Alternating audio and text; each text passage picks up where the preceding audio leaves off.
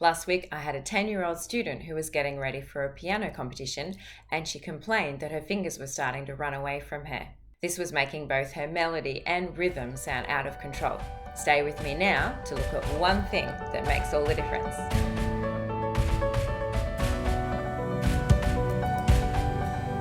Hi there, I'm Kylie, and we love to share easy tips and tricks to inspire students to learn the love of music here at our music studios. Please subscribe if you enjoy the content, as this will really help me out. Today, let's look at one finger exercise that will help any student at any stage get control of their playing. It's great for beginners to learn how to move one finger at a time and to grow control of the one main action that we need from each finger. For more advanced players needing very facile fingers, whether it's light, lyrical French music or well-articulated, angry Russian passage work, we need to make sure that each finger is doing its own job. I'll zoom in here to give you a close look at what's happening. And in this exercise, there are 3 little moves to make with each finger: a lift, drop, and stroke. With the lift, watch that you keep your natural curve to each finger. Don't stick your fingers out straight. And even if your ring finger can lift a tiny little bit, then that's great. My 4th fingers have never been able to lift very high at all. But even if they can lift a minuscule amount by themselves, then they can do their job. As you drop your finger down, let it plonk onto the key. We don't want this to be held or deliberately lowered down. It needs to be a natural fall. Lift and drop each finger several times, as this helps to remind us to just drop straight down. The last action is a stroke movement. This is a very small movement.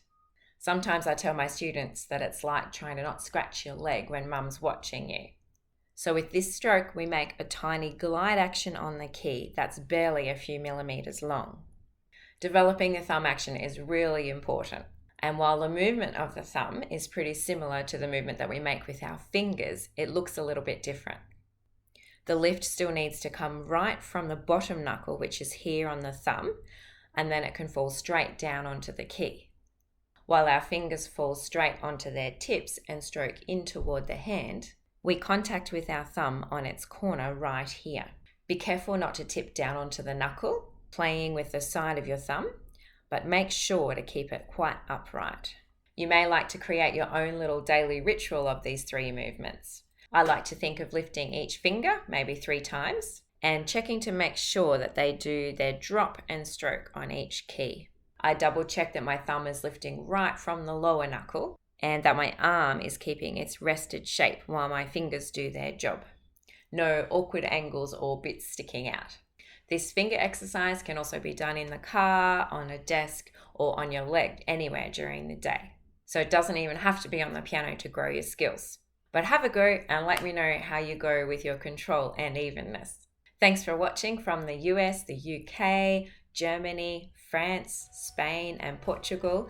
And YouTube has also shown me I have some viewers here in Oz as well. Let me know if you're from another country that's not coming up for me to see. And I appreciate you joining me for some music making. Cheers.